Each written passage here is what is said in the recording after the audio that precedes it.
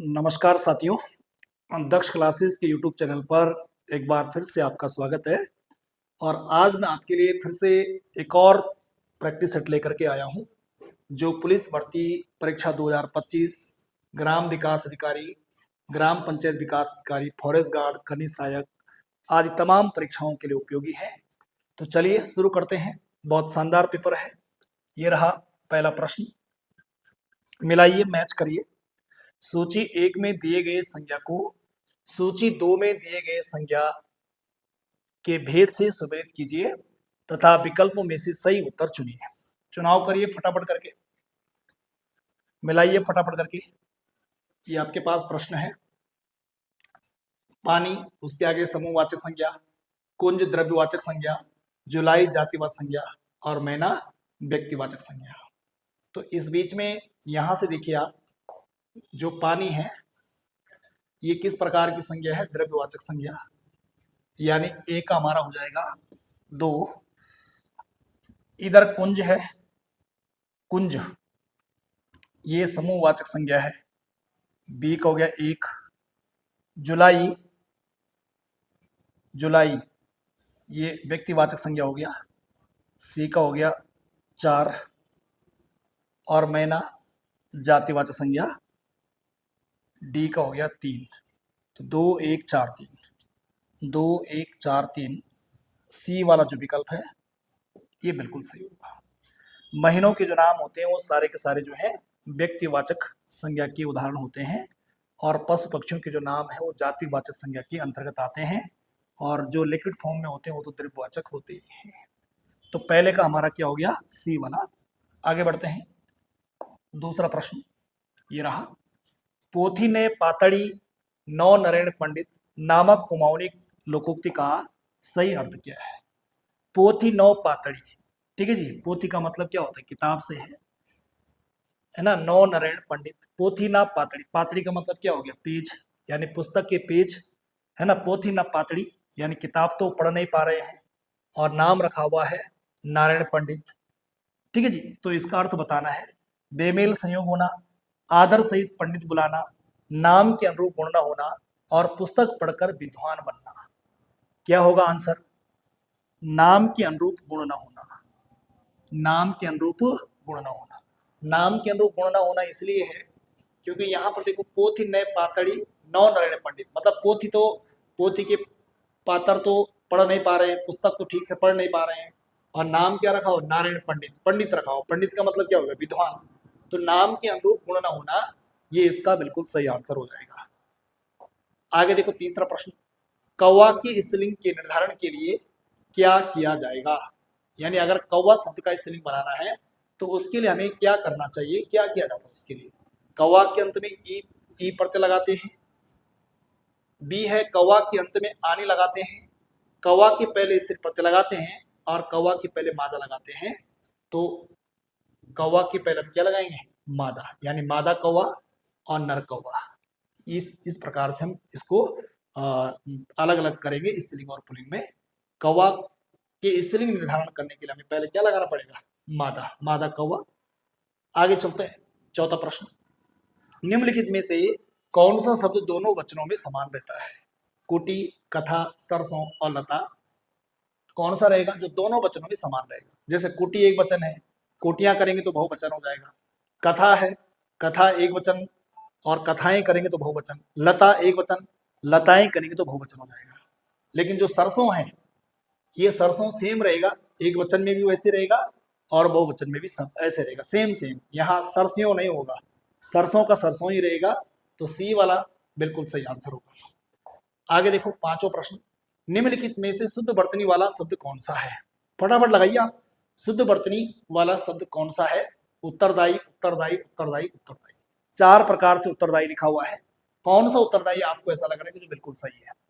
लगाइए फटाफट। 1 नंबर का सवाल है, पहला, दूसरा, तीसरा, चौथा। जो डी की तरफ है ये बिल्कुल सही है, उत्तरदायी ये वाला सही होगा। इस पहले वाले में और चौथे वाले में जरा सा अंतर है, ठीक है। ये तो बिल्कुल गलत है।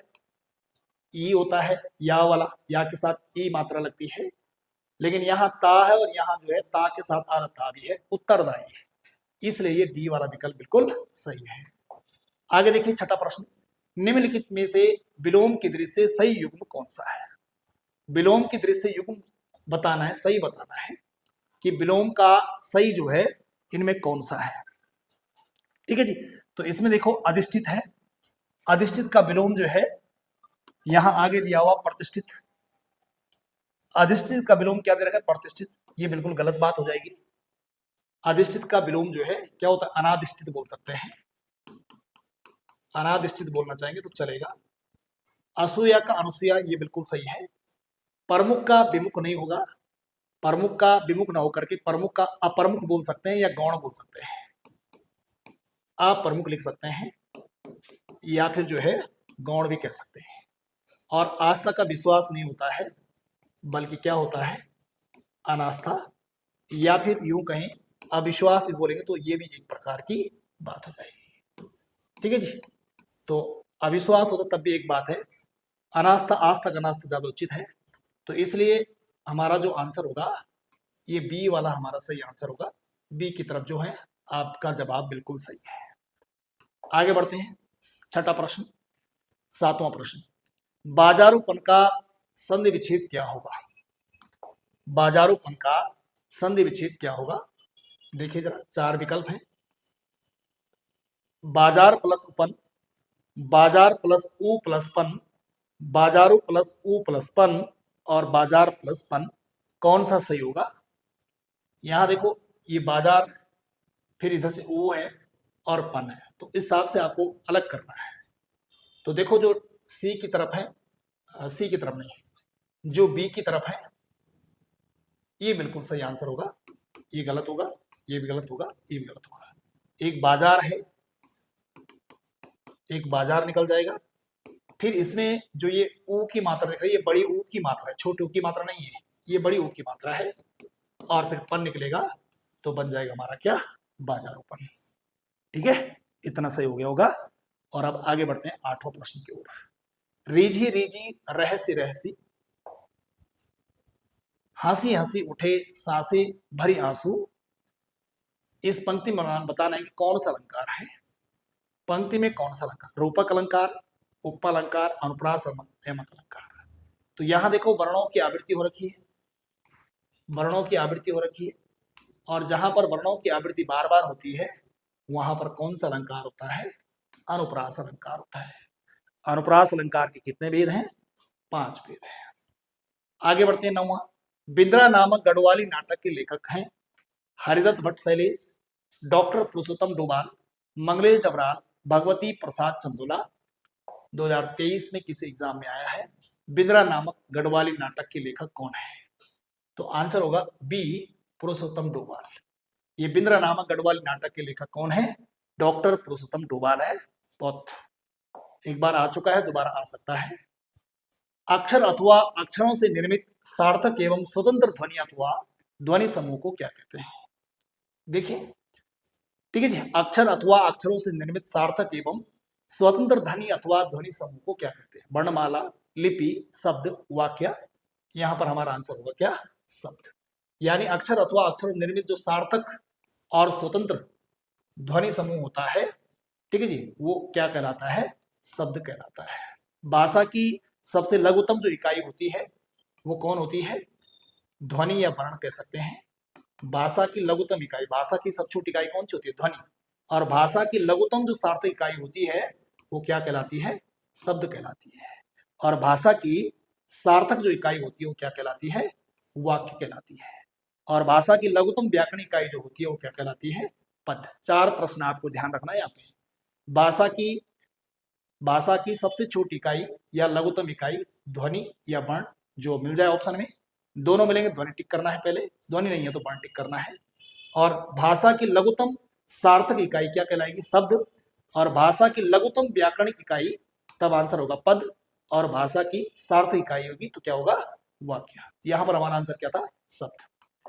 आगे देखो 11वां प्रश्न, निम्नलिखित सूची 1 को सूची 2 से सम्मिलित करें। यहां पर दे रखे गीत दे रखे हैं, बोला सिल्की बांध, सिल्की बांध गीत के लेखक कौन है, सिल्की बांध किसका है, आंसर होगा सिल्की बांध है मंगलेश डबराल। ओ टुआ बेलेट, ये नरेंद्र सिंह नेगी का है। और मोहना तेरी मुरली बजी एक का है। तो इधर से हमारा एक का हमारा क्या हो रहा है बी, एक का बी है, दो का सी है, दो का सी है और तीन का ए है। तो बी सी ए जहां लग गया, एक का बी, एक का बी है, दो का सी ए है और तीन का हमें ए चाहिए, तो फोर का डी हो जाएगा। तो सी वाला विकल्प हमारा जो है ये बिल्कुल सही आंसर होगा। 11वां का हमारा आंसर क्या हो जाएगा, सी वाला। आगे बढ़ते हैं। 12वां प्रश्न, भारत सरकार के शिक्षा मंत्रालय के अधीन वैज्ञानिक तकनीकी शब्दावली आयोग की स्थापना किस सन में की गई थी? ठीक है जी, भारत सरकार की शिक्षा मंत्रालय के अधीन वैज्ञानिक एवं तकनीकी शब्दावली आयोग की स्थापना कब की गई थी, किस सन में की गई थी? 1960, 1961, 1962, 1963। लगाइए कौन सा सही आंसर होगा आपका इन चारों में से, लगाइए फटाफट करके। जो बी की तरफ है आपका जवाब बिल्कुल सही है। 12वां का आंसर क्या हो जाएगा, बी। 13वां प्रश्न देखना, गोबर प्रेमचंद की किस उपन्यास का पात्र है?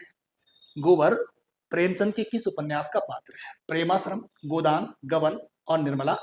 तो यहां पर हमारा आंसर क्या हो जाएगा, कौन सा होना चाहिए, बी वाला गोदान।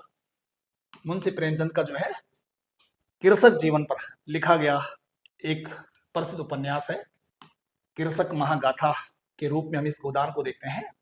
प्रेमचंद का गोबर नाम का जो एक पात्र है वो किसका है, गोदान का है। आगे बढ़ते हैं। जिस स्त्री की शादी ना हुई हो उसके लिए एक शब्द क्या आएगा, कुमारी, अविवाहित, परित्यक्ता, विधुर। ठीक है जी, इसमें विधुर कौन होता है, जिसकी जो है पत्नी मर चुकी हो, जिसकी पत्नी मर चुकी होगी उससे कोई फर्क नहीं पड़ेगा, जिसकी पत्नी मर चुकी हो उसको क्या बोलते हैं, विधुर बोलते हैं। परित्यक्ता जिसे पति ने त्याग दिया हो, है ना, जिसे पति ने त्याग दिया हो उसे क्या बोलेंगे, परित्यक्ता बोलेंगे। जिसका विवाह न हुआ हो अविवाहित होगा। और जिस स्त्री की शादी ना हुई हो, मतलब कभी भी कोई स्त्री अगर शादी ना करे पूरी जिंदगी भर तो उसके क्या बोलते हैं, कुमारी बोलते हैं। जिस स्त्री की शादी ना हुई हो उसके लिए एक शब्द क्या है, कुमारी है। तो यहां पर हमारा ए विकल्प सही होगा। ए वाला जो विकल्प है वो बिल्कुल उचित है। आगे बढ़ते हैं। 15वां प्रश्न ये रहा, निम्नलिखित व्यंजनों में कौन सा महाप्राण है, क ख ग और ठ। तो लगा दीजिए कौन सा होगा सही। महाप्राण कौन से होते हैं, वर्ग का दूसरा और चौथा, ये क्या होते हैं महाप्राण। और 1, 3 और 5 ये क्या होते हैं, अल्पप्राण। तो 2 और 4 क्या होते हैं, महाप्राण होते हैं, महाप्राण। और ये होते हैं 1, 3, 5 क्या होते हैं, अल्पप्राण। यानी प्रत्येक वर्ग का दूसरा और चौथा महाप्राण होगा, 1, 3, 5 अल्पप्राण होगा।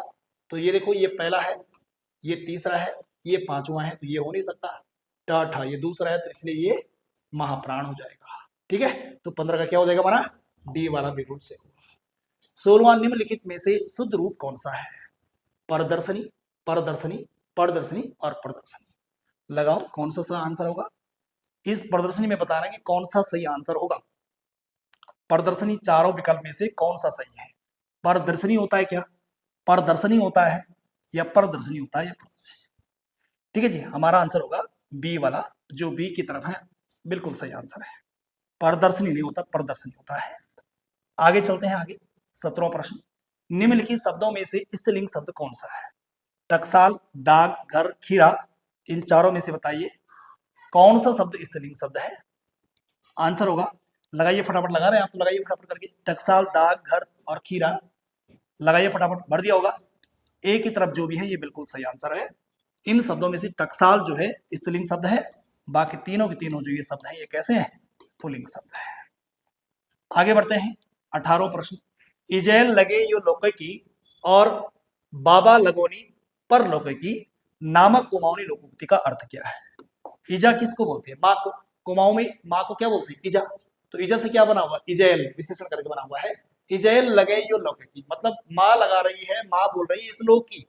और बाबा लगोनी परलोक की, बाबा बात कर रहे हैं, बाबा लगा रहे हैं परलोक की। तो माँ इस लोक की बात कर रही है और बाबा जो है परलोक की बात कर रहे हैं। नामक कुमाऊनी लोकोक्ति का अर्थ क्या है, एक से बढ़ाकर एक, एक से बढ़कर एक, बढ़ा चढ़ाकर किसी बात को कहना, अनावश्यक वार्ता करके कोई लाभ नहीं है, और परिवार या समूह में आपसी मतभेद हो जाना।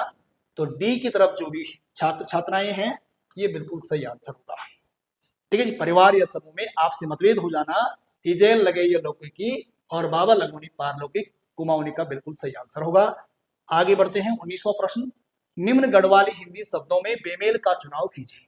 बेमेल का चुनाव करना है आपने, ये गढ़वाली कुमाऊनी शब्दावली है। ठीक है जी, एक तरफ गढ़वाली के शब्द हैं और एक तरफ जो है हिंदी के शब्द हैं। तो देखिए आप, ठीक है, लंगूर, ये लंगूर शब्द है, इसको गढ़वाली में क्या बोलते हैं, गुणी, या हो सकता है कहीं गोणी लिखा होगा, गोणी लिखा होगा या गोणी लिखा होगा, तो बिल्कुल सही है। खरगोश को गढ़वाली में सस बोलते हैं, फाख्ता को गढ़वाली में गगुती बोलते हैं, लेकिन केंचुआ को कोयल नहीं बोलते हैं, केंचुआ को कितौल करके बोलते हैं गढ़वाली में। क्या बोलते हैं, कितौल करके बोलते हैं। तो इस प्रकार से 19वां बताना था कि बेमेल का चुनाव कीजिए, तो बेमेल कौन सा होगा जी, डी वाला होगा बेमेल। आगे बढ़ते हैं, लास्ट प्रश्न है हिंदी का। किसी पहले भेजे गए पत्र का उत्तर नहीं आने पर उस विषय में याद दिलाने के लिए लिखा जाने वाला पत्र कहलाता है अधिसूचना, पृष्ठांकन, अनुस्मारक, ज्ञापन। इन चारों में से बताना है कौन सा है। जैसे किसी ने पहले पत्र भेज दिया और उस पत्र में कोई रिस्पॉन्स नहीं आया, तो दोबारा से याद दिलाना है कि है ना, हमने कोई पत्र भेजा था, उसका याद दिलाने के लिए कौन सा पत्र भेजा जाता है। तो हमारा आंसर होगा सी वाला अनुस्मारक पत्र। पहले भेजा गया पत्र को दोबारा से याद दिलाने के लिए उसे क्या बोलते हैं, अनुस्मारक पत्र बोलते हैं, याद दिलाने के लिए जो पत्र भेजा जाता है। ठीक है, तो इस प्रकार से हिंदी के 20 प्रश्न हो गए हैं और इसके बाद आप उत्तराखंड के प्रश्न लगाइए और फिर जीएस का, और पूरा 100 नंबर का प्रैक्टिस पेपर है, बहुत जबरदस्त प्रैक्टिस पेपर है। वीडियो, बीपीडीओ, पुलिस कांस्टेबल जो भी पेपर है सबके लिए उपयोगी है। चलिए,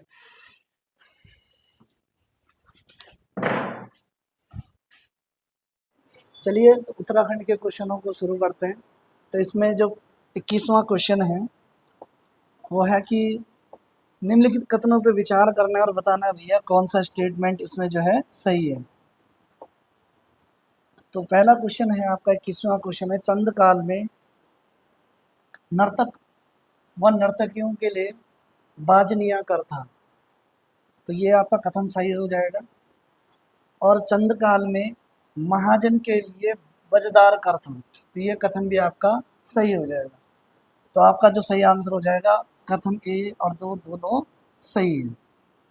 अगला क्वेश्चन, क्वेश्चन नंबर 22वां, उत्तराखंड राज्य महिला आयोग का उपाध्यक्ष किसे नियुक्त किया गया है। तो इसका जो सही आंसर हो जाएगा option number B, Saira Bano. आप कमेंट सेक्शन में लिखिए कि उत्तराखंड महिला आयोग की अध्यक्ष कौन है, अध्यक्षा कौन है, वो आप कमेंट सेक्शन में लिखिए। क्वेश्चन नंबर 23वां है, यहाँ पर आपके पास कुछ मंदिर दिए गए हैं और आपको जो है उनका स्थान बताना है।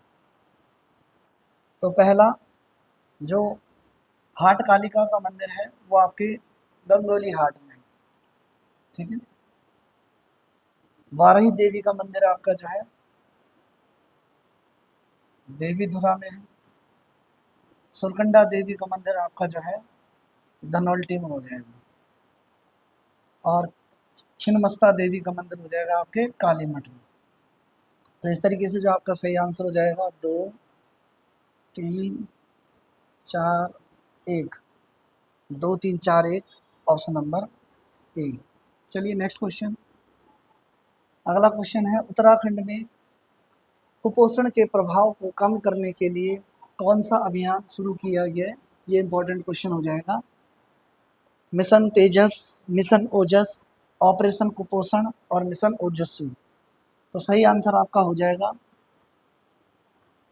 मिशन ओजस, ऑप्शन नंबर बी। अगला क्वेश्चन, क्वेश्चन नंबर 25वां, टीबी मुक्त अभियान में उत्तराखंड का कौन सा जिला प्रथम स्थान पर रहा है। तो इसका सही आंसर हो जाएगा आपका option number B, Champawat. Question number 26वां, हाल ही में सेफको 2025 अंतर्राष्ट्रीय सम्मेलन का आयोजन किया गया। तो ये किया गया आपका देहरादून में। और जो ये अंतर्राष्ट्रीय महोत्सव सम्मेलन जो है सेफको, इसका संबंध है रसायन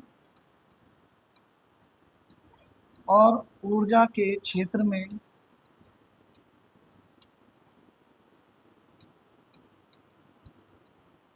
नवाचार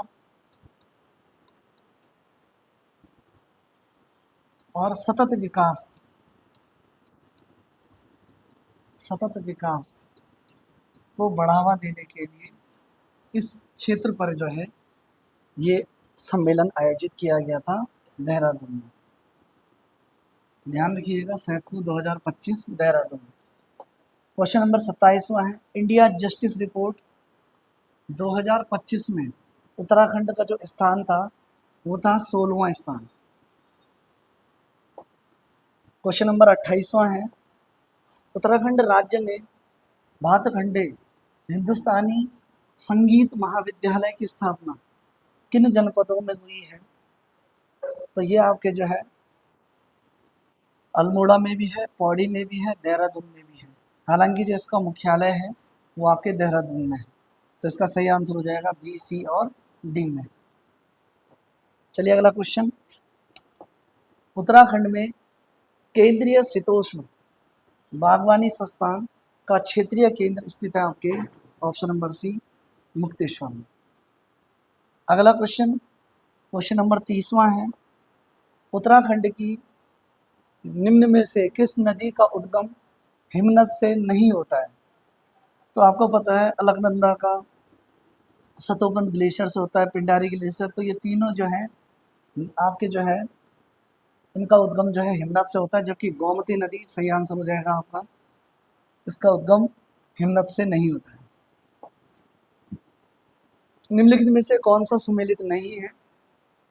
तो सुंदरलाल बहुगुणा सर्वोदय मंडल सही है, चंडी प्रसाद भट्ट दसोली ग्राम स्वराज संघ ये भी आपका सही हो जाएगा, चिपको आंदोलन रैणी गांव ये भी आपका सही हो जाएगा। जबकि जो साइमंड कंपनी है ये वन संरक्षण से नहीं है, चिपको आंदोलन में ही जिस कंपनी को ठेका मिला था वनों को काटने का वो यही कंपनी थी, साइमंड स्पोर्ट्स गुड्स कंपनी। चलिए अगला क्वेश्चन, आपके पास यहाँ पर कुछ आपदाएं दी गई है और आपदाओं का समय आपको दिया गया। तो केदारनाथ बाढ़ जो आई थी वो आई थी 13 जून 2013 को, उत्तरकाशी भूकंप 20 अक्टूबर 1991 को, ये वाला जो है 2021 करिएगा इसे, ये 2021 है। और ऋषिगंगा बाढ़ जो है ये 7 फरवरी 2021 को, और वहीं चमोली भूकंप जो है वो 29 मार्च 1999 को आया था। तो इसका जो सही आंसर हो जाएगा 4, 1, 2 और 3, 4, 1, 2, 3 ऑप्शन नंबर बी। चलिए अगला क्वेश्चन नंबर 33वां, गांधी जी के आदेश पर सरोजनी नायडू के नेतृत्व में गुजरात के धरासाना नामक स्थान पर नमक डिपो पर धरना देने वाले उत्तराखंड में कौन थे? तो आपको मालूम ही है कि भैरवदत्त जोशी, खड़ग बहादुर वीर गोरखा वीर खड़ग बहादुर और ज्योतिराम कांडपाल गांधी जी के साथ सत्याग्रहियों में ये तीनों उत्तराखंड से थे, लेकिन धरासाना में ज्योतिराम कांडपाल थे, सिर्फ ज्योतिराम कांडपाल। और यहीं से एक प्रश्न ये भी आता है कि महात्मा गांधी के साथ जेल जाने वालों में कौन थे? तो उनके साथ जेल जाने वालों में भी जो है ज्योतिराम कांडपाल थे। चलिए अगला क्वेश्चन नंबर 34वां, कुमाऊनी लोक संस्कृति के विविध आयाम, ये पुस्तक है option number C doctor Anil Karki की। रिपीटेड क्वेश्चन है, प्रीवियस ईयर PYQ का है, आया हुआ क्वेश्चन है। यहाँ पर जो है आपके पास कथन 1 दिया गया है, ये हिपरा बमक है, हिपरा बमक और कफनी हिमनद के प्रकार हैं, तो ये तो आपका सही हो जाएगा। और वहीं कथन नंबर जो दूसरा है हिपरा बमक चमोली जिले में है, तो ये भी आपका सही हो जाएगा। तो इस तरीके से आपका ऑप्शन नंबर सी, ए और बी दोनों सही है। क्वेश्चन नंबर 36वां है, चावल से बने श्वेत रंग के साथ अन्य रंगों का प्रयोग कर दुर्गा देवी का चित्रण कहलाता है। तो इसमें जो है नाथ या टुपुक चित्र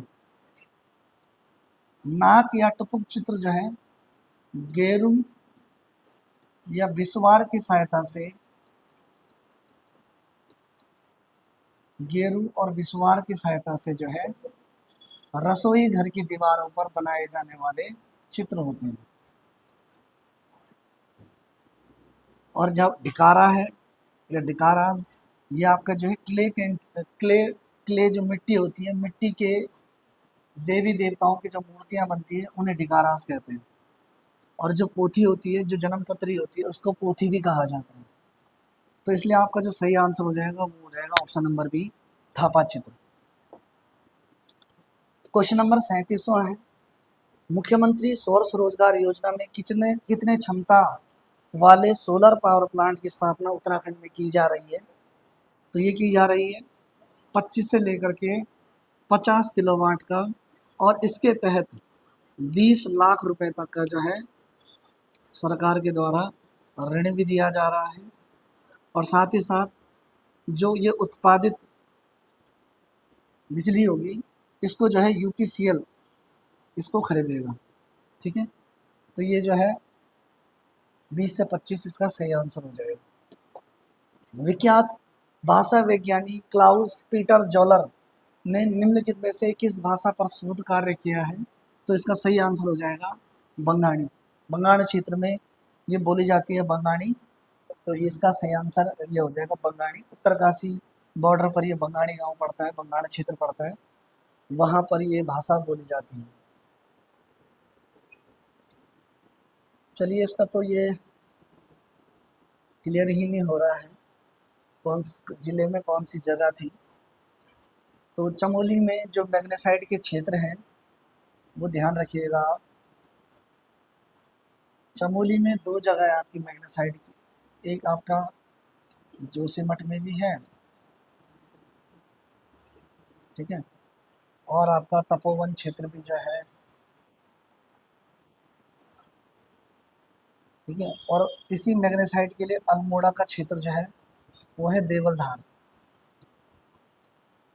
अल्मोड़ा का देवलधार। ये पेपर में भी आ चुका है, ये भी आपका मैग्नेसाइट के लिए। एक मैग्नेसाइट के लिए आपका चंडाक जो कि पिथौरागढ़ में। चलिए अगला क्वेश्चन, क्वेश्चन नंबर 40वां, निम्नलिखित में से किस वर्ष उत्तराखंड ऑर्गेनिक कम्युनिटी बोर्ड की स्थापना की गई थी?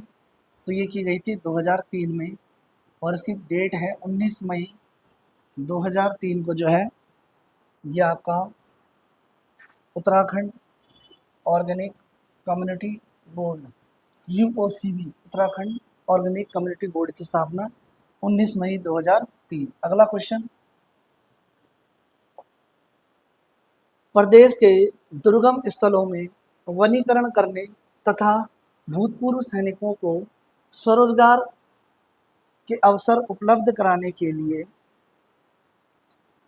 उद्देश्य से कौन सी योजना उत्तराखंड में शुरू की गई थी? तो वनों के दुर्गम क्षेत्र जो है उसके लिए इको टास्क फोर्स, आपका ऑप्शन नंबर डी सही हो जाएगा। और ये जो योजना है 2008 2009 में इसको जो है चलाया गया था। अगला क्वेश्चन, रामगंगा नेशनल पार्क का नाम बदल करके 1957 ईस्वी में क्या रखा गया था? तो 1936 में जब कार्बेट नेशनल पार्क की स्थापना हुई थी, तत्कालीन गवर्नर हैली के नाम पे इसका नाम जो है हैली नेशनल पार्क रखा गया था। फिर आज़ादी के बाद इसका नाम जो है रामगंगा नेशनल पार्क रखा गया, और उसके बाद जो है 1957 में इसका नाम जो है कार्बेट नेशनल पार्क रखा गया, ऑप्शन नंबर बी। और ये जो उद्यान है आपको पता ही है, ये जो है एशिया का पहला राष्ट्रीय उद्यान भी था। सविनय अवज्ञा आंदोलन के समय चंपावत से हर्षदेव ओली को गिरफ्तार करके जो है option number A Bareilly jail में रखा गया था। उत्तराखंड राज्य के देहरादून जिले के विकासनगर तहसील में 2013 को कोका कोला प्लांट के विरोध में निम्नलिखित में से कौन सा आंदोलन हुआ था?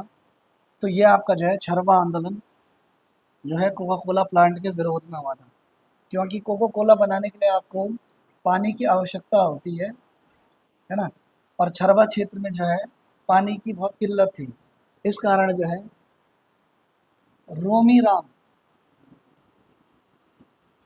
रोमी राम जसवाल के नेतृत्व में ये आंदोलन 13 अप्रैल 2013 को हुआ था। और इस आंदोलन को जो है अन्ना हजारे ने भी जो है अपना समर्थन दिया था। ठीक है, तो अगला क्वेश्चन जो है क्वेश्चन नंबर 45वां।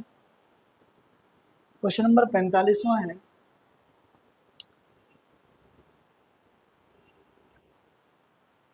वर्ष 1921 के चुनाव में उत्तराखंड क्षेत्र से कौन निर्विरोध चुने गए थे?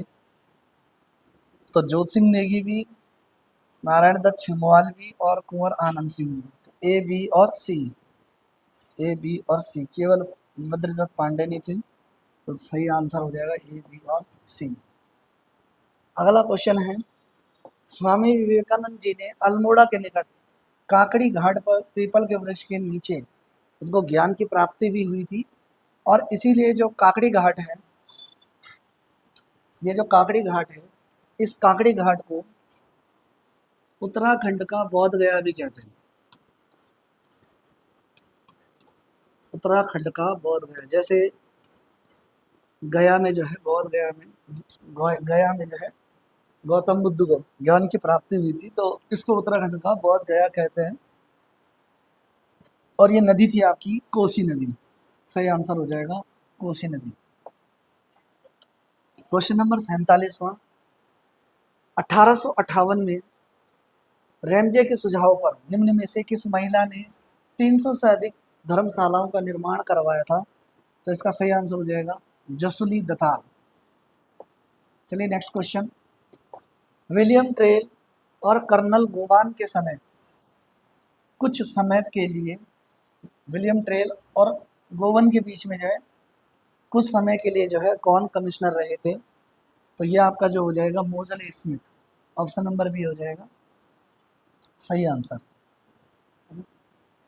सबसे पहले आपके जो है एडवर्ड गार्डनर, फिर आपका जॉर्ज विलियम ट्रेल, और उसके बाद फिर जो है मोजले स्मिथ थोड़ी देर के लिए, है ना, फिर कर्नल गोवान, इस तरीके से। चलिए नेक्स्ट क्वेश्चन, क्वेश्चन नंबर 49वां, टिहरी रियासत से संबंधित स्थायी सनद गवर्नर जनरल द्वारा हस्ताक्षरित सुदर्शन शाह को कब प्राप्त हुआ था? तो ये प्राप्त हुआ था 4 मार्च 1820 को। चलिए नेक्स्ट क्वेश्चन, ऑप्शन ही काफी इजी थे। 1803 में गढ़वाल में आया भूकंप जिसमें राजा का महल भी टूट गया, उस समय सुब्बा कौन थे? तो उस टाइम सुब्बा थे काजी गजकेसर पांडे। ठीक है, और जो बमसा है, बमसा ने एक महत्वपूर्ण कार्य किया है। इनके बारे में डिटेल में जाएंगे तो बहुत ही ज़्यादा बड़ी वीडियो हो जाती है, लेकिन बहुत ही महत्वपूर्ण बात है कि ब्राह्मणों पर जो है बमसा के द्वारा जो है कुशही कर लगाया गया था। पहले जो है ब्राह्मणों से कर नहीं लिया जाता था, लेकिन इनके द्वारा जो है ब्राह्मणों पर कुशही कर लगाया। और रुद्रवीर शाह से जो है एक प्रश्न इंपॉर्टेंट है, इन्होंने जो है टान कर लगाया था। चलिए अगला क्वेश्चन, क्वेश्चन नंबर 51वां, किस गढ़वाल नरेश ने गुरु राम राय को आश्रय प्रदान किया था? तो इसका आंसर हो जाएगा option number B, Fatehpati Shah. Question number 52वां, 2005 में यूसर्ग संस्था जो गठित हुई थी उसका विलय किया गया है यूकास्ट में। ये भी 2005 में स्थापित हुई है। तो अब जो है यूसर्ग जो है ये यूकास्ट में ही इसका विलय कर दिया गया है। ठीक है, चलिए अगला क्वेश्चन, क्वेश्चन नंबर 53वां, सीरा क्षेत्र के संबंध में क्या सही नहीं है? सीरा का अर्थ मीठा भोजन अथवा खीर होता है, यह आपका बिल्कुल सही हो जाएगा। इस क्षेत्र को पर्वत डोटी का देश भी कहा जाता था, तो ये भी आपका सही हो जाएगा। सीरा में रावत शासकों के बाद मल राजाओं ने शासन किया था, तो नहीं भी पता होगा तो आप अगला देखें अगर, कि सीरा क्षेत्र जो है दक्षिणी मैदानी क्षेत्र था, जबकि ये गलत हो जाएगा आपका।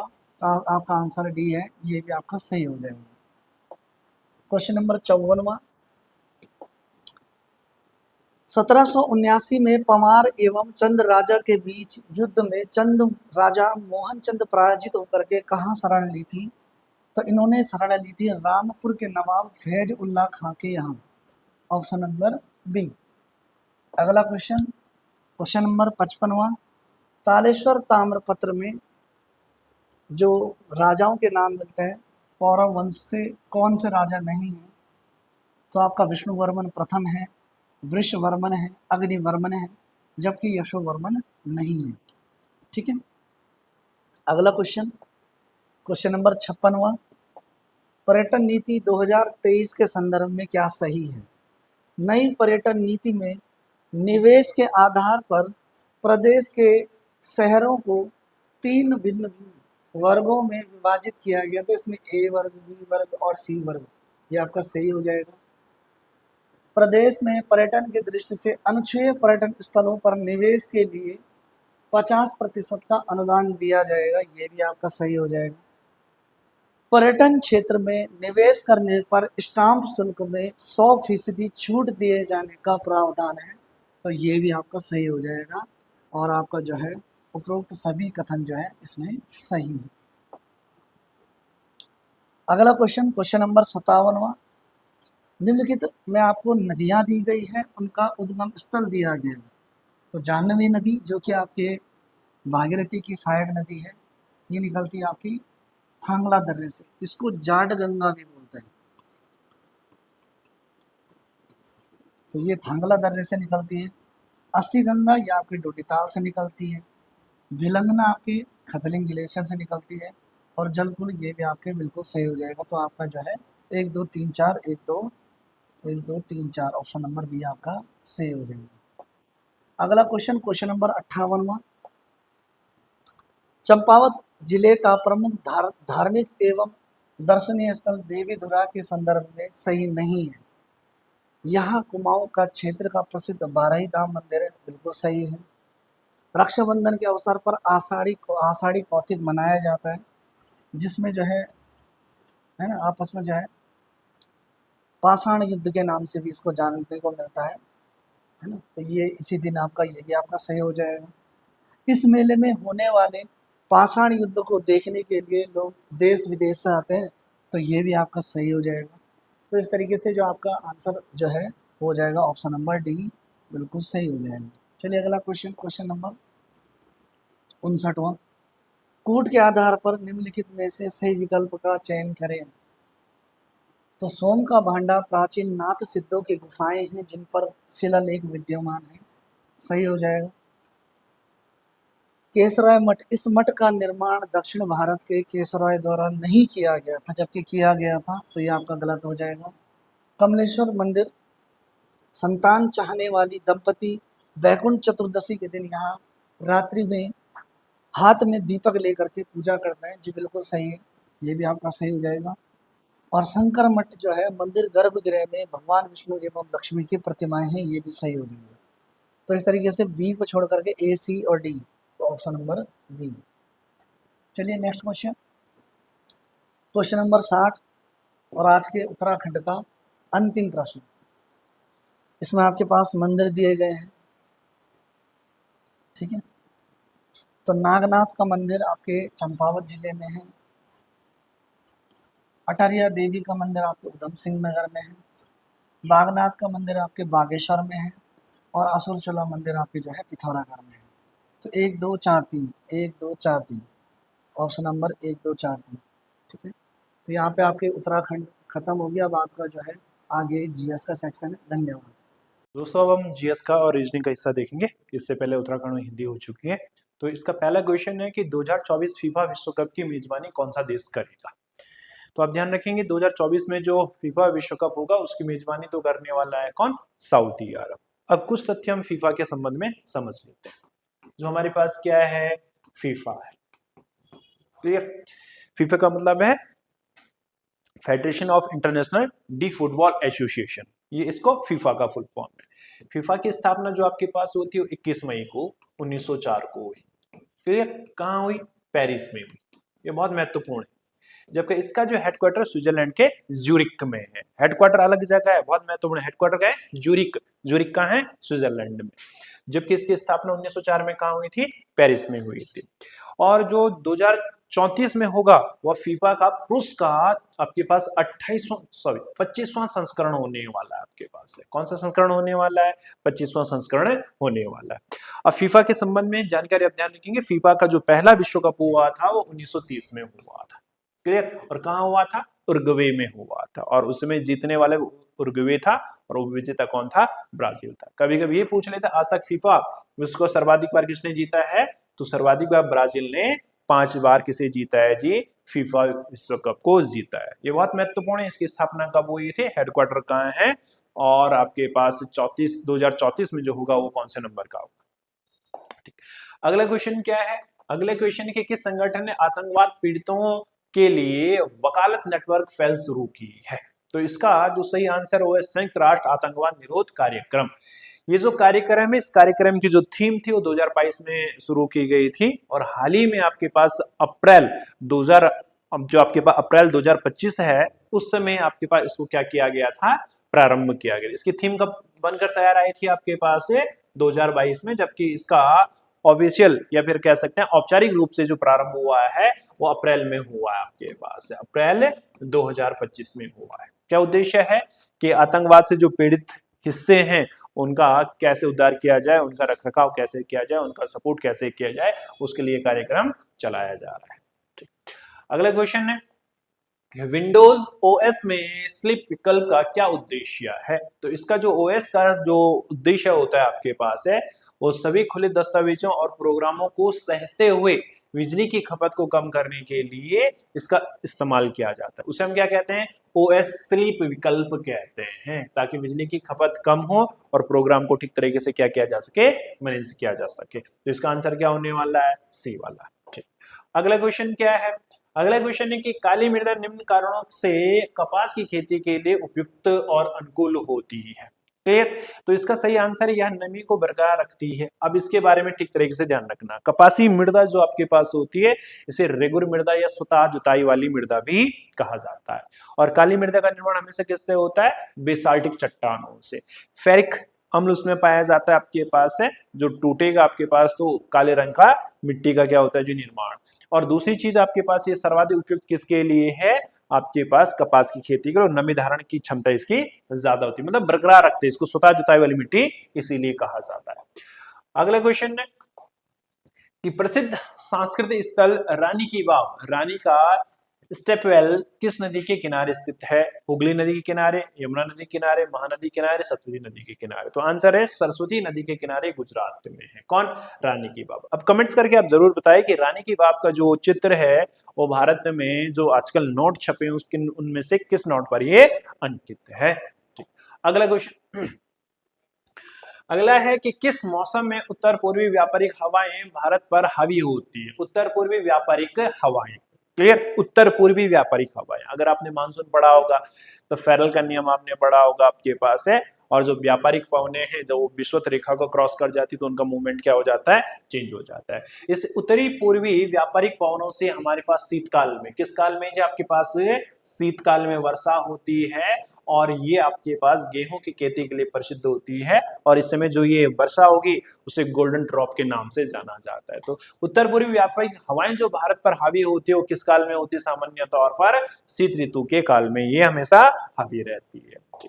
अगला क्वेश्चन है माउंट आपके पास जोपुनो निम्नलिखित में से किस राज्य में स्थित है? तो माउंट जो जोपुनो है हाल ही में चर्चाओं में रहा था, और कहाँ है? आपके पास है सिक्किम में है। अगला क्वेश्चन वर्ष 1993 अधिनियमित नए पंचायती राज विधेयक में पहले से हटकर अनेक नए उपबंध हैं। निम्नलिखित में से कौन सा एक ऐसा उपबंध नहीं है जो 1993 में अधिनियमित नहीं किया गया था? अन्य क्षेत्रों के साथ साथ कृषि, ग्रामीण विकास, प्राथमिक शिक्षा और सामाजिक मानकीय के क्षेत्र में अनेक आपके पास सम्मिलित दायित्व हैं। बिल्कुल सही बात है, ये तो किए गए थे आपके पास। ठीक। सभी पदों के लिए उनके रिक्त होने पर निर्वाचन का आज्ञापक किया जाना, बिल्कुल ये भी ठीक था, ये भी हुआ था। पंचायतों में 1/3 पदों पर महिलाओं का सर्वाधिक प्रतिनिधित्व, ये बिल्कुल ये भी ठीक हुआ था। पंचायत के सदस्यों के लिए नियमित पारिश्रमिक ताकि उनकी समय पाबंदी और जवाबदेही, नहीं ये बात नहीं है आपके पास, पारिश्रमिक का कोई उल्लेख नहीं है इसमें किया गया आपके पास, ठीक है ना। और आप जानते हैं कि पंचायती राज जो लागू हुआ था वो 24 अप्रैल को हुआ था, कब 1993 को, इसलिए पंचायती राज दिवस कब मनाया जाता है, 24 अप्रैल को मनाया जाता है। ठीक, अगला क्वेश्चन, निम्नलिखित कथनों में से कौन सा कथन भारतीय मानसून के अनियमित स्वभाव के संदर्भ में असत्य है। अवधि एक समान किंतु वर्षा की मात्रा तथा स्थानों में वर्षा दर वर्ष अनियमितता, ये बिल्कुल तो ठीक है, ये बात तो सही है, असत्य नहीं है। मानसून आगमन और प्रस्थान की तारीख अनिश्चित होती है, साथ ही वर्षा का अनियमित वितरण है, बिल्कुल ये भी ठीक है। विभिन्न वर्षा में भी इसके आगमन प्रस्थान तथा मात्रा में पर्याप्त अनियमितता, बिल्कुल ठीक है। निश्चित अवधि किंतु स्थान स्थान पर वर्षा की मात्रा में भिन्नता, निश्चित अवधि नहीं होती आपके पास, आना हमारे पास निश्चित अवधि नहीं होती कि इस दिन आएगा इतने समय तक रहेगा, निश्चित नहीं है, लमसम है, इसलिए ये वाला कथन क्या हो गया आपके पास से गलत हो गया है। ठीक, अगला क्वेश्चन, भारत में मुख्य चुनाव आयुक्त को अपने पद से उसी प्रकार से आधार पर हटाया जा सकता है जैसे कि सुप्रीम कोर्ट का जज, बिल्कुल सही बात है। अगर आप पढ़ोगे कभी दिन कौन सा वाला आर्टिकल 124 के डी, तो उसमें लिखा गया है सुप्रीम कोर्ट के मुख्य न्यायाधीश को हटाने की प्रक्रिया क्या होगी। और आप जानते हैं सुप्रीम कोर्ट को जिस प्रक्रिया से हटाया जाता है उसी प्रक्रिया से चुनाव आयुक्त के मुख्य चुनाव आयुक्त के उसी पद से उसी तरीके से क्या किया जाता है, हटाया जाता है। इसका उल्लेख किसमें मिलेगा, आर्टिकल 124 के डी में मिलेगा। अगला क्वेश्चन है, निम्नलिखित कथनों पर विचार कीजिए। अब कौन कौन से कथन, रेपो दर ऐसी दर है जिसका अन्य बैंक भारतीय रिजर्व बैंक से धनराशि उधार लेते हैं, बिल्कुल ठीक है, क्लियर। किसी देश के गिनी गुणांक एक के मान का अभिप्राय है कि उस देश की जनता में प्रत्येक की आय पूर्णतः समान, बिल्कुल नहीं है। अगर आपके पास उसकी गिनी गुणांक 0 से 1 के मध्य होता है, अगर 0 है तो मतलब समान है, 1 का मतलब असमान है, मतलब कथन सेकंड गलत है, तो आपके पास आंसर केवल एक वाला होने वाला। दूसरा कथन क्या है जी, गलत है, तो एक ही बात ठीक है, रेपो दर। अगला, अकबर के विरुद्ध युद्ध करने वाली प्रसिद्ध रानी चांद बीबी का संबंध निम्न में से किस स्थान से है, तो वो आपके पास अहमदनगर की हुआ करती थी, तो अहमदनगर की ये शासिका हुआ करती थी, इस समय इसने खूब अकबर का विरोध भी किया था। अगला, थोक मूल्य सूचकांक में वस्तुओं के 3 मुख्य वर्ग हैं, पहला प्राथमिक वस्तुएं, दूसरा विद्युत तेल और स्नेह, तीसरा विनिर्मित उत्पाद। जो थोक मूल्य सूचकांक के इन्हीं तीनों आधारों पर क्या किया जाता है, तैयार किया जाता है, इसमें चौथा आधार नहीं होता है, तो 1, 2 और 3 ये इसका क्या है, ठीक आंसर होने वाला। थोक मूल्य सूचकांक में 3 ही आधार होते हैं। अगला क्वेश्चन, भारत में राष्ट्रीय आय का अनुमान लगाना कठिन है, उसका कारण क्या क्या है। एक है कि लोग अशिक्षित हैं, देखो लोग अशिक्षित नहीं है, भारत में एजुकेशन का रेट कम है, अशिक्षित ये आपके पास बिल्कुल कथन गलत है। आपके पास गैर मौद्रिक कृत उपभोग होता, बिल्कुल ठीक है, जो बहुत ज्यादा क्या नहीं दे, टैक्स नहीं देते, इसलिए कठिन हो जाता है। मुद्रास्फीति भारत में रहती है, बिल्कुल ठीक रहती है आपके पास। लोग विभिन्न रोजगार करते हैं, ये बात भी ठीक है कि लोग विभिन्न रोजगार करते हैं आपके पास है, होना तो ये भी चाहिए था, लेकिन ऑप्शन जिस हिसाब से आधारित किया गया आपके पास है, तो इसके हिसाब से जो परफेक्ट आंसर बनेगा वो आपके पास बी वाला आंसर बनेगा। कौन सा वाला बनेगा, बी, सेकंड और थर्ड वाला। अगर यहाँ ये होता कि शिक्षा की दर कम है, क्या है, शिक्षा, तो ये सारे के सारे ऑप्शन हो जाते हैं आपके पास, लेकिन यहाँ क्या लिखा हुआ है, लोग अशिक्षित हैं, अशिक्षित नहीं है, एजुकेशन रेट क्या है, कम है। अशिक्षित होना और एजुकेशन रेट कम होने में अंतर है। ठीक, अगला, अगला कहता है कि शब्द पेपर गोल्ड किससे जुड़ा है, तो ये आपके पास जो कौन है, IMF है, उसकी जो आपके पास से क्या है, जो संस्था है उसकी 5 मुद्राएं हैं, उसमें जो लोन देने की प्रक्रिया है उसके लिए आपके पास क्या किया जाता है, पेपर गोल्ड कहा जाता है आपके पास है। और 5 उन मुद्राओं को संयुक्त रूप से क्या कहते हैं, SDR कहा जाता है।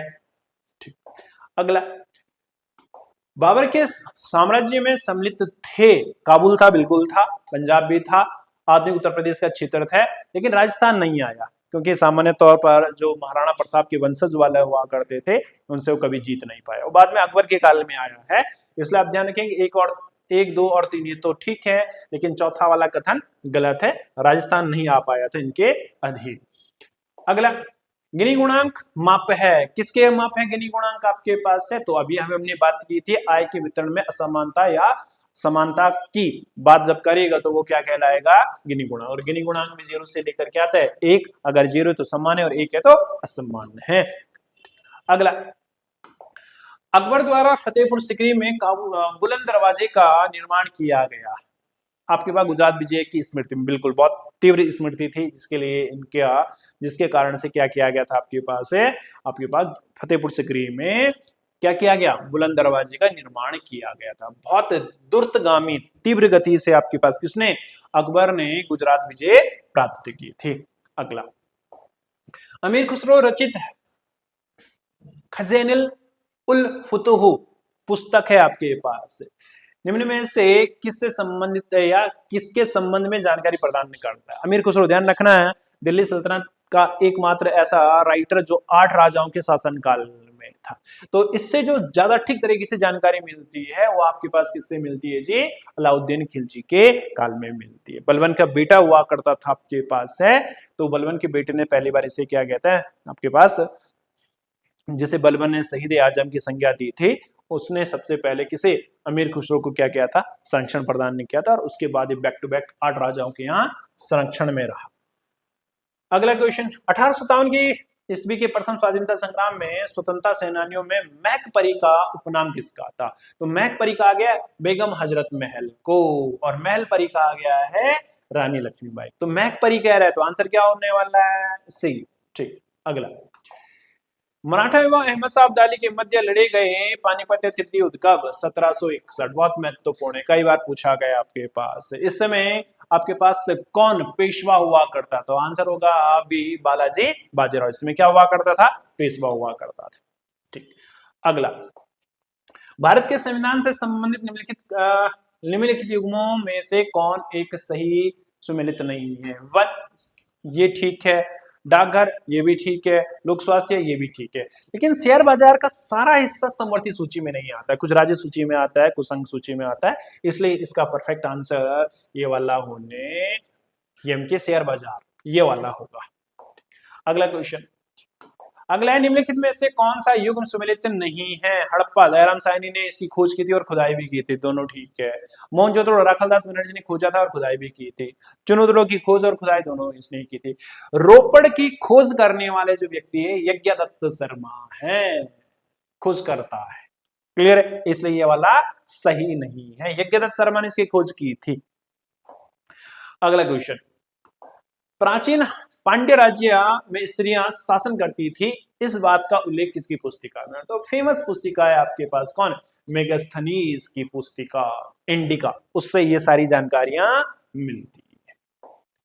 अगला क्वेश्चन, निम्नलिखित सूचियों को सम्मिलित कीजिए। पश्चिम बंगाल में आपके पास गंगा नदी पर बना हुआ है कौन? फ्रक्का डैम, यानी कि पहले का चौथा।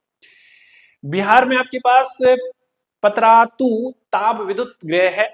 उड़ीसा में आपके पास से क्या बना हुआ है जी? तलचा ताप विद्युत संयंत्र बना हुआ है। और मध्य प्रदेश में कौन है? सतपुड़ा है। तो पहले का चौथा, पहले का चौथा यहां भी है, दूसरे का पहला, तो दूसरे का पहला केवल यही नहीं है, यानी कि बी का पहला, तो आंसर हो गया ये वाला। ठीक। अगला, भारत में ऐच्छिक चकबंदी की व्यवस्था सर्वप्रथम किस राज्य में लागू हुई थी? ये पंजाब में हुई थी जी, ध्यान रखना, ये बहुत बार रिपीटेड क्वेश्चन है। 1920 में पहली बार यहाँ पंजाब में क्या हुई थी? ऐच्छिक चकबंदी को लागू कर दिया गया था। अगला क्वेश्चन, न्यूमोर द्वीप निम्नलिखित में से कहां स्थित है? ध्यान रखना, न्यूमोर द्वीप आपके पास बंगाल की खाड़ी में है, जो भारत और बांग्लादेश के मध्य विवादित है। भारत उसे अपना मानता है और अपने मैप पे दर्शाता है। बांग्लादेश कहते हैं हमारा है, हम भारत ने इस पर अधिकार करके रखा हुआ है, तो ये विवादित भी रहा है खूब आपके पास है, बंगाल की खाड़ी में है। अगला, कुतुबुद्दीन ऐबक द्वारा निर्मित कराए गए 2.5 दिन का झोपड़ा क्या था? तो 2.5 दिन का झोपड़ा क्या है? तो वर्तमान में मस्जिद है, पहले वहां एक संस्कृत विद्यालय हुआ करता था जो अजमेर में आपके पास है। किसने तोड़वा दिया था? कुतुबुद्दीन ऐबक ने तोड़वा दिया था, और फिर बाद में क्या बनाया? यहाँ पे मस्जिद का निर्माण करवाया। अगला, सारनाथ जहां बौद्ध अवशेष पाए गए हैं, एक महत्वपूर्ण पर्यटक स्थल है, यहाँ किस राज्य में स्थित है? बहुत फेमस क्वेश्चन है। सारनाथ का स्तंभ लिया गया कहां से? यूपी से, और उसी को भारत का क्या बनाया गया? राष्ट्रीय सिंबल भी बनाया गया। अगला क्वेश्चन, निम्नलिखित में से कौन कौन सा कथन राजस्व के महत्व के संबंध में उपयुक्त है? साधनों का आवंटन, बिल्कुल ठीक है भाई, राजस्व तभी आएगा जब बराबर साधन बंटेंगे। उत्पादन, रोजगार एवं कीमतों को प्रभावित करता है, बिल्कुल करता है, सही बात है। विदेशी मुद्रा की दर को प्रभावित करता है, नहीं, राजस्व इसको कभी भी प्रभावित नहीं करने वाला। आय और संपत्ति के वितरण में समानता लाता है, बिल्कुल ठीक है, ठीक तरीके से होगा तो आएगा आपके पास। तो आंसर क्या होने वाला है? सी वाला होने वाला है। अब है रीजनिंग के क्वेश्चन। ये कह रहा है आपके पास से क्वेश्चन है रीजनिंग में कि सुनील बिंदु आर से चलना शुरू करता है, वह पश्चिम की ओर 28 किलोमीटर जाता है। कहां जाता है जी? पश्चिम की ओर। कितना जाता है? 28 किलोमीटर जाता है। फिर दाएं मुड़ता है, जब वो पश्चिम की ओर जाएगा आपके पास से, और आपके पास क्या करता है जी? दाएं मुड़ता है, तो ऊपर की ओर जाएगा। किधर जाएगा जी? आपके पास ये ऊपर की ओर जाएगा। इसको डायग्राम को अगर बेहतर बनाऊं तो आपके पास ये पश्चिम की ओर गया, आर बिंदु से चलना शुरू करता है, पश्चिम की ओर कितना जाता है जी?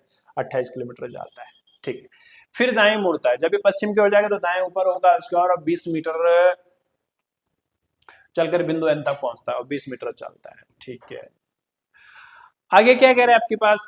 दाएं मुड़ता है और 20 मीटर चलकर बिंदु एम तक पहुंचता है। फिर वहां बाएं मुड़ता है, जब वो जाएगा तो बाएं इधर आपके पास होगा, और बाएं चलता है और 30 किलोमीटर जाता है, ठीक है। ये ध्यान रखना है, 20 से या 28 से चलता है, क्लियर। और 20 किलोमीटर चलता है, एस बिंदु तक पहुंचता, अंत में वह बाएं मुड़ चलता है, और फिर वह बाएं मुड़ता है और 28 किलोमीटर चलता है। बाएं मुड़ता है जी आपकी, तो बाएं इसका नीचे होगा, और कितना चलता है जी? 28 किलोमीटर चलता है, ठीक।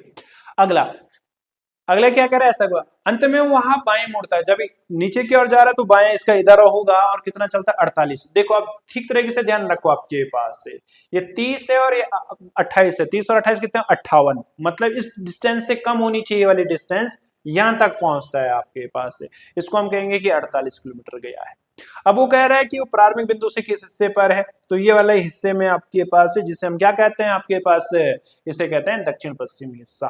तो वह किस हिस्से में जाए जी? दक्षिण पश्चिम हिस्से में। कहां से? प्रारंभिक बिंदु से, ठीक। अगला, MIKE इक्वल टू इतना आपके पास, इसको आप देखेंगे तो 13 प्लस आपके पास 2, 15, ये -2, ये +2, ये -2, तो +2 -2 +2 -2।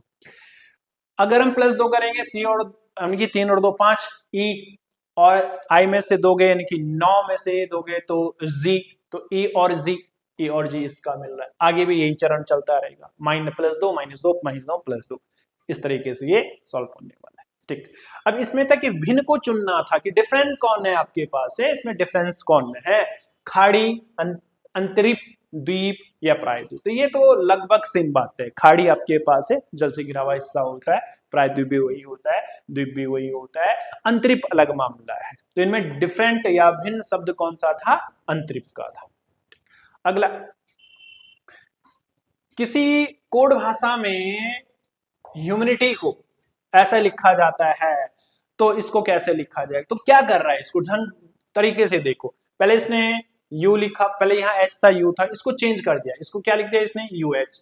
फिर एम आई का एम आई लिखा, फिर आई आपके पास डी आई को आई डी लिखा, फिर टी वाई को टी वाई ही रहने दिया। इनके पहले होगा ओपी, फिर होगा एल आई, पहले कहोगे जी ओपी, फिर क्या होगा आपके पास?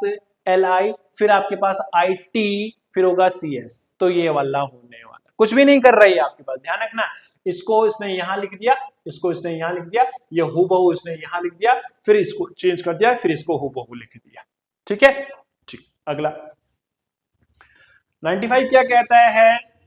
आपके पास एक शब्द दे रखा है, यदि इसके पहले अक्षर को अंतिम अक्षर से बदला जाता है, दूसरे को 10वें से, ऐसे करते करते तो टी के बाद कौन सा अक्षर आएगा? यानी कि ई पहले लिख दो, इधर ई, इधर लिख दो लास्ट में क्या आपके पास? डी, इधर आ जाएगा सी, इधर आ जाएगा आई, इधर आ जाएगा आपके पास एन, इधर आएगा आपके पास क्या? एस, इधर आएगा आपके पास ए, तो इधर आ जाएगा आपके पास क्या? एस के बाद क्या? टी। तो क्या कह रहे हैं कि टी के बाद कौन सा शब्द आएगा? तो टी के बाद कौन सा आने वाला है? ऐसा, ऐसे भी आगे चेंज करते जाओ, तो आंसर होगा एस। अगला, ये दे रखा है गंतव्य, टिकट खरीदना, चढ़ना, यात्रा, योजना बनाना। तो जब भी आप जाओ तो सबसे पहले क्या बनाते हैं आप? योजना बनाते हैं कि हम जाएंगे, तो सीधी सी बात, इसमें तो आंसर ढूंढना आसान हो गया। तो सबसे पहले क्या मिल रहा है? योजना। योजना बनेगी, फिर टिकट खरीदेंगे, फिर आप चढ़ेंगे, तो आपके पास यात्रा होगी और लास्ट में आप कहां पहुंचोगे? गंतव्य स्थान पर। यही तरीका होता है हमें सफर करने का। ठीक, अगला क्या कह रहे हैं कि ABCDE और F खाने की मेज पर आमने सामने बैठे हैं, प्रत्येक और 3 लोग बैठे हुए, ठीक है ना। अब हमने इसको ऐसा बनाना है, आमने सामने बैठे हैं और 3 लोग हैं, 1 2 3, 1 2 और 3, ऐसा बनाया है। ABC बैठे हैं, B है A और C के बीच में, तो ये कंफर्म हो गया, हमें नहीं पता है, आपके पास है। B किसके मध्य है जी? C और किसके मध्य है? A के मध्य है। क्लियर? ठीक, बैठे हैं। राजनीतिक और व्यापारी एक और छोर पर हैं। E एक सैनिक अधिकारी है और C एक प्रोफेसर है और D के बगल में है। क्लियर? ठीक, अब आपके पास क्या कह रहा है जी? C एक प्रोफेसर है, ठीक है, प्रोफेसर है जी। C मान लिया जाए कि ऐसा ही, तो C आपके पास यहाँ पे मान लीजिए ये B है और ये A, तो C क्या है जी?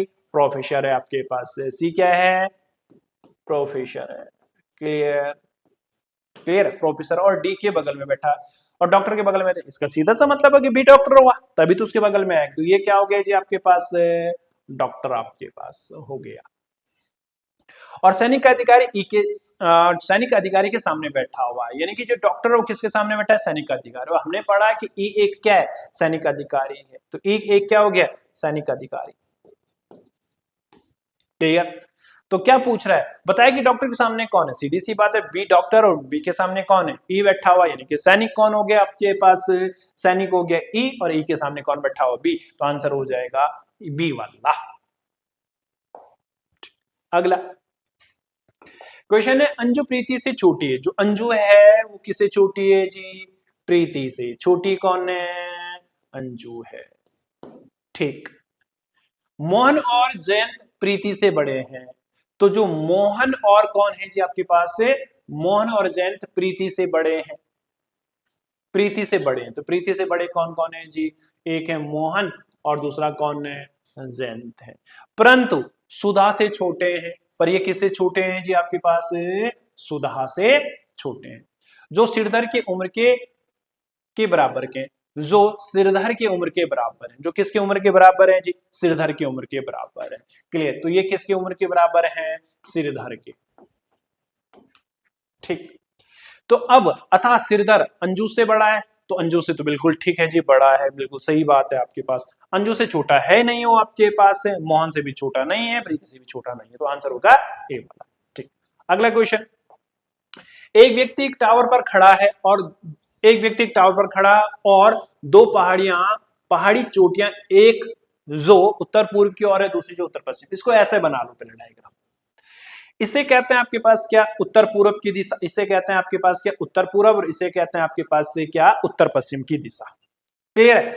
यहाँ एक पहाड़ियां और दोनों आमने सामने, उन पर टावर है। इन पर क्या है जी आपके पास? ऐसे में टावर है। क्लियर है? अब वो कह रहा है कि जो उत्तर पूर्व की चोटी पर चढ़कर दूसरी चोटी की ओर देख रहा है, तो ऐसा करने के लिए वह किस दिशा? यहाँ पे एक व्यक्ति चढ़ गया होगा आपके पास से, ये आमने सामने है। अब ये जो व्यक्ति ये किधर की ओर देख रहा है? पश्चिम की ओर, तो इसका आंसर क्या हो जाएगा? बी वाला, पश्चिम। ठीक, अगला 100वां क्वेश्चन, ए और बी सी के बच्चे हैं। क्लियर है जी? तो जो ए और बी है वो किसके बच्चे हैं? सी के बच्चे हैं। ठीक, यदि सी ए का पिता है, यदि क्या पूछ रहा है वो जो आपके पास सी आपके पास किसका पिता है जी? ए का पिता है। तो ए का पिता, यदि सी ए का पिता है लेकिन बी सी का पुत्र नहीं है, जो बी है वो सी का पुत्र नहीं है। अब पुत्र नहीं तो कुछ और हो सकता है, तो बी और सी का क्या संबंध हो सकता है? अब देखो जी, भतीजा एवं चाचा, ऐसा कैसे हो सकता है? जो दोनों के दोनों इसके आपके पास से क्या है? बच्चे हैं, तो ये हो नहीं सकता है। अब पुत्री, क्योंकि अगर ये पुत्र नहीं है तो पुत्री ही होगा, और क्या रिलेशन बन सकता है उसका, सीधी सी बात है कि पुत्री एवं पिता का है, भतीजा और चाचा हो नहीं सकती, पुत्री और माता भी हो नहीं सकते आपके पास है, क्योंकि सी तो पिता है, सी क्या है, पिता। किसका पिता है, ए का पिता है आपके पास है, और कह रहा है आपके पास कि बी सी का पुत्र नहीं है, पुत्र नहीं तो पुत्री हो सकती है आपके पास है, इसलिए आंसर क्या होने वाला है, बी वाला। ठीक है, थैंक यू।